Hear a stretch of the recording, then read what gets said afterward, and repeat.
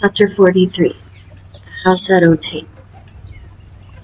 Monte Cristo noticed as they descended the staircase that Bertuccio signed himself in the Corsican manner, that is, had formed the sign of the cross in the air with his thumb, and as he seated himself in the carriage, muttered a short prayer. Anyone but a man of exhaustless thirst for knowledge would have had pity on seeing the steward's extraordinary repugnance for the Count's projected drive without the walls. But the Count was too curious to let Bertuccio off from this little journey.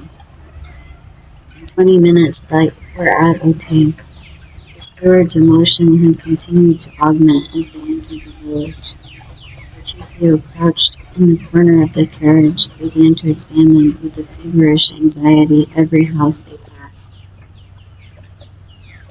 "Tell him to stop at Rue de la Fontaine, number 28, said the Count, fixing his eyes on the steward, to whom he gave this order. Bertuccio's forehead was covered with perspiration. However, he obeyed, and leaning out of the window, he cried to the coachman, "Rue de la Fontaine, number 28. Number 28 was situated at the extremity of the village.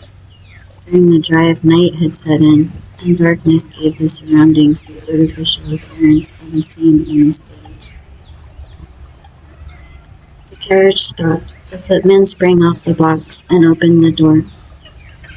"Well," said the Count, "you do not get out, Bertuccio? You are going to stay in the carriage, then? What are you thinking of this evening?" Bertuccio sprang out and offered his shoulder to the Count, who this time leaned upon it as he descended the 3 steps of the carriage. "Knock," said the Count, "and announce me." Bertuccio knocked. The door opened, and the concierge appeared. "What is it?" asked he. "It is your new master, my good fellow," said the footman, and he held out to the concierge the notary's order. "The house is sold, then?" demanded the concierge. "And this gentleman is coming to live here?" "Yes, my friend," returned the Count, "and I will endeavor to give you no cause to regret your old master." "Oh, monsieur," said the concierge, "I shall not have much cause to regret him, for he came here but seldom. It is 5 years since he was here last, and he did well to sell the house, for it did not bring him in anything at all." "What was the name of your old master?" said Monte Cristo. "The Marquis of Saint Méran. Well, I am sure he has not sold the house for what he gave for it." "The Marquis of Saint Méran," returned the Count. "The name is not unknown to me, the Marquis of Saint Méran," and he appeared to meditate. "An old gentleman," continued the concierge, "a staunch follower of the Bourbons. He had an only daughter who married M. de Villefort, who had been the king's attorney at Nîmes, and afterwards at Versailles." Monte Cristo glanced at Bertuccio, who became whiter than the wall against which he leaned to prevent himself from falling. "And is not this daughter dead?" demanded Monte Cristo. "I fancy I have heard so." "Yes, monsieur, 21 years ago, and since then we have not seen the poor Marquis 3 times. Thanks, said Monte Cristo, judging from the steward's utter prostration that he could not stretch the cord further without danger of breaking it. "Give me a light." "Shall I accompany you, monsieur?" "No, it is unnecessary. Bertuccio will show me a light." And Monte Cristo accompanied these words by the gift of 2 gold pieces, which produced a torrent of thanks and blessings from the concierge. "Ah, monsieur," he said, after having vainly searched on the mantelpiece and the shelves, "I have not got any candles." "Take one of the carriage lamps, Bertuccio," said the Count, "and show me the apartments." The steward obeyed in silence, but it was easy to see from the manner in which the hand that held the light trembled how much it cost him to obey. They went over a tolerably large ground floor. The first floor consisted of a salon, a bathroom, and 2 bedrooms. Near one of the bedrooms they came to a winding staircase that led down to the garden. Ah, here is a private staircase, said the Count. That is convenient. Light me, Bertuccio, and go first. We will see where it leads to. Monsieur, replied Bertuccio, it leads to the garden. And pray, how do you know that? It ought to do so, at least. Well, let us be sure of that. Bertuccio sighed and went on first. The stairs did indeed lead to the garden. At the outer door the steward paused. Go on, Monsieur Bertuccio, said the Count.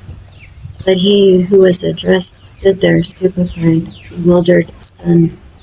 His haggard eyes glanced around as if in search of the traces of some terrible event, and with his clenched hands he seemed striving to shut out horrible recollections. Well, insisted the Count. No, no, cried Bertuccio, setting down the lantern at the angle of the interior wall. No, monsieur, it is impossible. I can go no farther. What does this mean? Demanded the irresistible voice of Monte Cristo. Why, you must see, your excellency, cried the steward, that this is not natural. That having a house to purchase, you purchased it exactly at Auteuil, and that, purchasing it at Auteuil, this house should be number 28, Rue de la Fontaine. Oh, why did I not tell you all? I am sure you would have not forced me to come. I hoped your house would have been some other one than this, as if there was not another house at Auteuil than that of the assassination. What? Cried Monte Cristo, stopping suddenly. What words do you utter, devil of a man, Corsican that you are? Always mysteries or superstitions. Come, take the lantern, and let us visit the garden. You are not afraid of ghosts with me, I hope. Bertuccio raised the lantern and obeyed.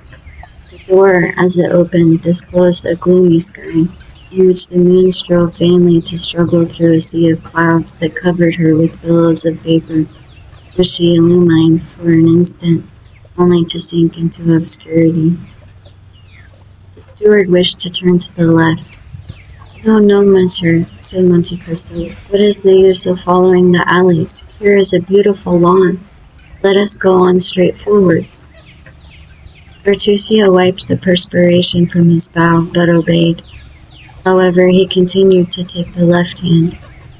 Monte Cristo, on the contrary, took the right hand. Arrived near a clump of trees, he stopped. The steward could not restrain himself. Move, monsieur, move away, I entreat you. You are exactly in the spot. What spot? Where he fell. My dear Monsieur Bertuccio, said Monte Cristo, laughing, control yourself. We are not at Sartine or at court. This is not a Corsican macaw. It is an English garden. Badly kept, I own, but still you must not calumniate for that. Monsieur, I implore you, do not stay there. I think you are going mad, Bertuccio, said the Count coldly. If that is the case, I warn you, I shall have you put in a lunatic asylum. Alas, excellency, returned Bertuccio, joining his hands and shaking his head in a manner that would have excited the Count's laughter, had not thoughts of his superior interest occupied him, and rendered him attentive to the least revelation of this timorous conscience. Alas, excellency, the evil has arrived. And Bertuccio, said the Count, I am very glad to tell you that while you gesticulate, you wring your hands and roll your eyes like a man possessed by a devil, you will not leave him. And I have always observed that the devil most obstinate to be expelled is a secret. I knew you were a Corsican. I knew you were gloomy and always brooding over some old history of the vendetta, and I overlooked that in Italy, because in Italy those things are thought nothing of, but in France they are considered in very bad taste. There are gendarmes who occupy themselves with such affairs, judges who condemn, and scaffolds which avenge. Bertuccio clasped his hands, and as in all these evolutions he did not let fall the lantern, the light showed his pale and altered countenance. Monte Cristo examined him with the same look that, at Rome, he had bent upon the execution of Andrea, And then, in a tone that made a shudder pass through the veins of the poor steward, "The Abbé Busoni then told me an untruth," said he, "when after his journey in France in 1829 he sent you to me with a letter of recommendation, in which he enumerated all your valuable qualities. Well, I shall write to the Abbé. I shall hold him responsible for his protégé's misconduct, and I shall soon know all about this assassination. Only I warn you that when I reside in a country I conform to all its code, and I have no wish to put myself within the compass of the French laws for your sake." "Oh, do not do that, Excellency. I have always served you faithfully," cried Bertuccio in despair. "I have always been an honest man, and as far as lay in my power, I have done good." "I do not deny it," returned the Count. "But why are you thus agitated? It is a bad sign. A quiet conscience does not occasion such paleness in the cheeks and such fever in the hands of a man." "But, Your Excellency," replied Bertuccio hesitatingly, "did not the Abbé Busoni, who heard my confession in the prison at Nimes, tell you that I had a heavy burden upon my conscience?" "Yes, but as he said you would make an excellent steward, I concluded you had stolen, that was all." "Oh, Your Excellency," returned Bertuccio in deep contempt, "for as you are a Corsican, that you had been unable to resist the desire of making a stiff, as you call it." "Yes, my good master," cried Bertuccio, casting himself at the Count's feet. "It was simply vengeance, nothing else. I understand that, but I do not understand what it is that galvanizes you in this manner." "But, monsieur, it is very natural," returned Bertuccio, "since it was in this house that my vengeance was accomplished." "What? My house?" "Oh, Your Excellency, it was not yours then." "Whose then? The Marquis de Saint-Méran?" "I think the concierge said." "What had you to revenge on the Marquis de Saint-Méran?" "Oh, it was not on him, monsieur, it was on another."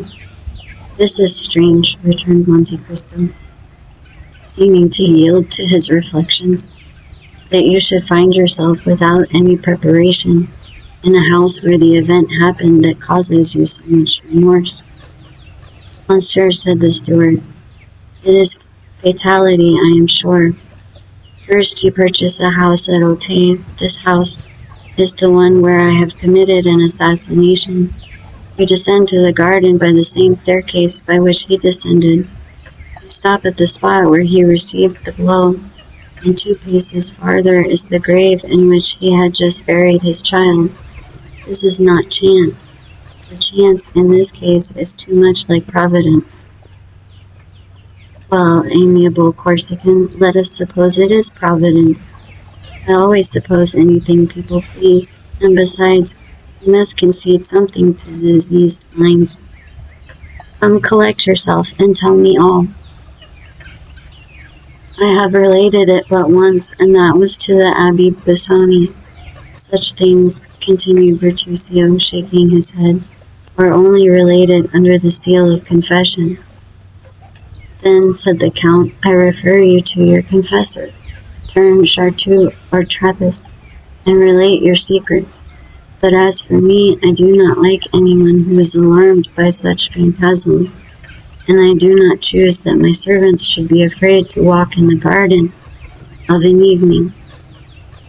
I confess I am not very desirous of a visit from the commissary of police, for in Italy justice is only paid when silent. In France she is paid only when she speaks. Peste, I thought you somewhat Corsican, a great deal smuggler, and an excellent steward. But I see you have other strings to your bow. You are no longer in my service, Monsieur Bertuccio." "Oh, Your Excellency," cried the steward, struck with terror at this threat. "If that is the only reason I cannot remain in your service, I will tell all, for if I quit you, it will only be to go to the scaffold." "That is different," replied Monte Cristo. "But if you intend to tell an untruth, reflect it were better not to speak at all." No, monsieur, I swear to you, by my hopes of salvation, I will tell you all. For the Abbé Busoni himself only knew a part of my secret. But I pray you go away from that plane tree. The moon is just bursting through the clouds, and there, standing where you do, and wrapped in that cloak that conceals your figure, you remind me of M. de Villefort. What? Cried Monte Cristo. It was M. de Villefort? Your Excellency knows him? The former royal attorney at Nimes? Yes. Who married the Marquis of Saint Méran's daughter? Yes. Who enjoyed the reputation of being the most severe, the most upright, the most rigid magistrate on the bench? Well, monsieur, said Bertuccio, this man with this spotless reputation, well, was a villain. Ah, replied Monte Cristo, impossible. It is as I tell you. Ah, really? Said Monte Cristo. Have you proof of this? I had it. And you have lost it? How stupid. Yes, but by careful search, it might be recovered. Really, returned the Count, relate it to me, for it begins to interest me. And the Count, humming an air from Lucia, went to sit down on a bench, while Bertuccio followed him, collecting his thoughts. Bertuccio remained standing before him.